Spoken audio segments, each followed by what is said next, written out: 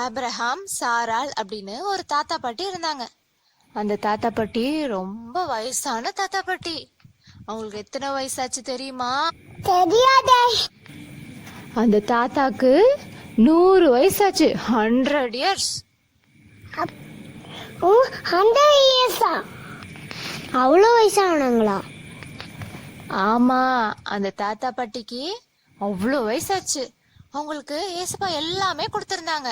நிறைய ஆடு, நிறைய மாடு, நிறைய ஒட்டகம், பெரிய வீடு, அப்படி எல்லாமே எல்லா சொத்தும் இருந்துச்சு. ஆனா அவங்களுக்கு ஒன்னே ஒண்ணு மட்டும் இல்ல. அது என்ன தெரியுமா? என்னது? அந்த தாத்தா பாட்டிக்கு குழந்தையே இல்ல. அதனால அவங்க என்ன பண்ணாங்க, அந்த சாராள் பாட்டி ரொம்ப கவலையா இருந்தாங்க. 2 பேரும் ரொம்ப கவலையா எப்பவுமே ஏசப்பா கிட்ட ப்ரேயர் பண்ணிட்டு கவலைப்பட்டுட்டே இருந்தாங்க. அப்போ ஒரு நாள் திடீர்னு ஏசப்பா என்ன சொன்னாங்க தெரியுமா?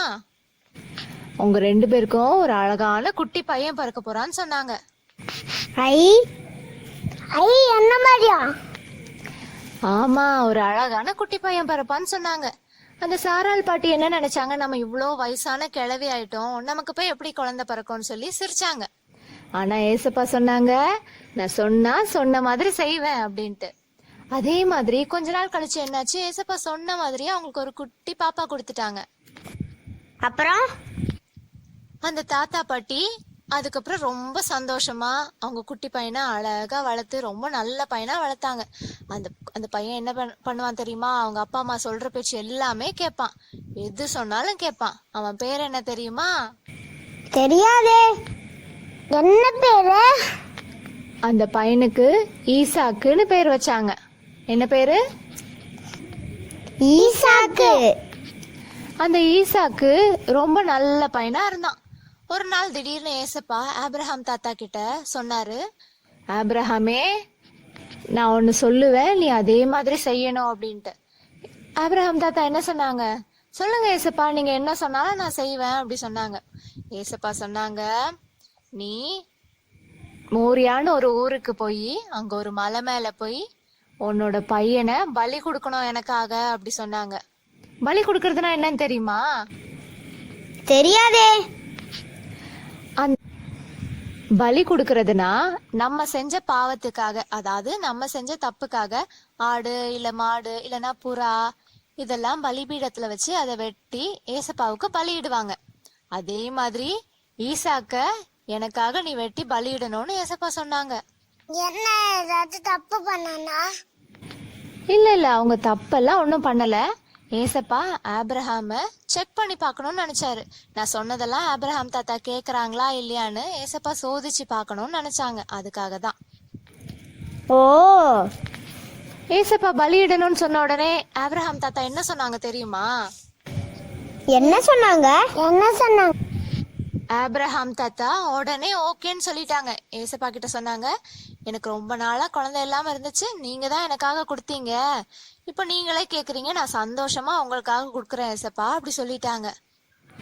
அடுத்த நாள் காலையில விடிய காலமே எழும்பி ஈசாக்கையும் கூட்டிட்டு ஆப்ரஹாம் தாத்தா நடந்து போயிட்டே இருந்தாங்க. ரொம்ப தூரம் ஏசப்பா சொன்ன மோரியாங்கிற இடத்துக்கு அங்க மலை மேல போறதுக்காக நடந்து போயிட்டே இருந்தாங்க. அப்போ அவங்க வாழ்ந்த காலத்துல காரு, பஸ், ட்ரெயின் அதெல்லாம் கிடையவே கிடையாது. அப்ப எப்படி போவாங்க?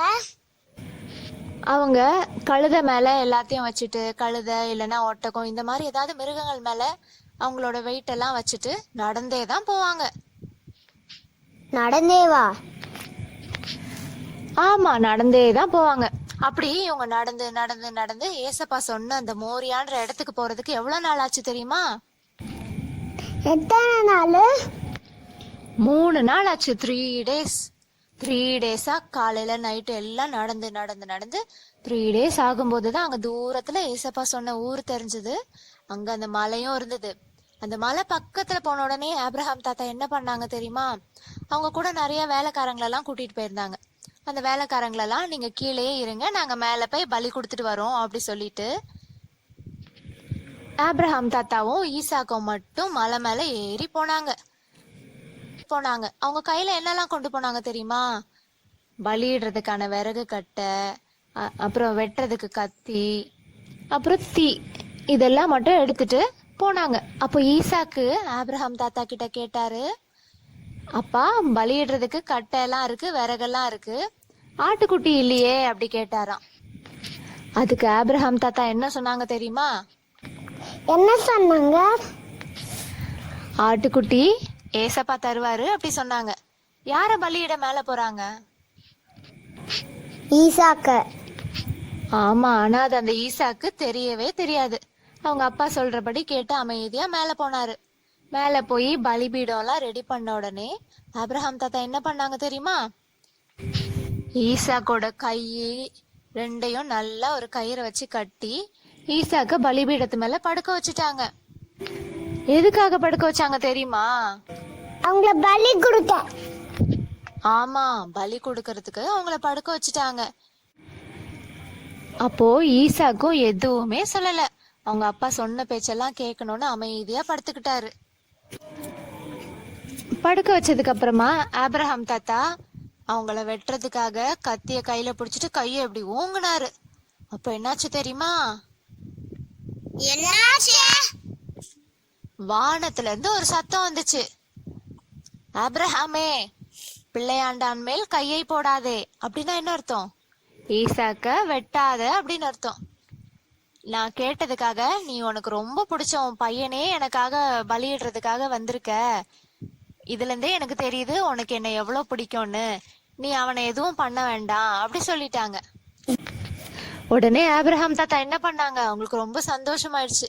ரொம்ப நன்றி ஏசப்பா சொல்லிட்டு ஈசாக்கு கையில கட்டியிருந்த கயிறெல்லாம் அவுத்து கீழே இறக்கி விட்டுட்டாங்க. அப்ப திடீர்னு ஏதோ சத்தம் கேட்டுச்சு. என்னன்னு திரும்பி பார்த்தா அங்க முள்ளு புதருக்குள்ள ஒரு ஆட்டுக்குட்டி அதோட கொம்பு மாட்டிட்டு வெளியே வர முடியாம இருந்துதான். உடனே ஆபிரகாம் தாத்தா என்ன பண்ணாங்க தெரியுமா? அந்த ஆட்டுக்குட்டியை எடுத்துட்டு வந்து ஈசாக்கு பலியிடுறதுக்கு கட்டி வச்சாங்கல்ல பலிபீடம், அது மேல படுக்க வச்சு பலி கொடுத்துட்டு ஆபிரகாம் தாத்தாவும் ஈசாக்கும் சந்தோஷமா கீழே இறங்கி வந்து அவங்க வீட்டுக்கு போயிட்டாங்க. இந்த கதை உங்களுக்கும் பிடிச்சிருக்கா? பிடிச்சிருந்தா லைக் பண்ணுங்க. இதே மாதிரி நிறைய கதை தெரிஞ்சுக்கணுமா? என் சேனல்ல சப்ஸ்கிரைப் பண்ணுங்க.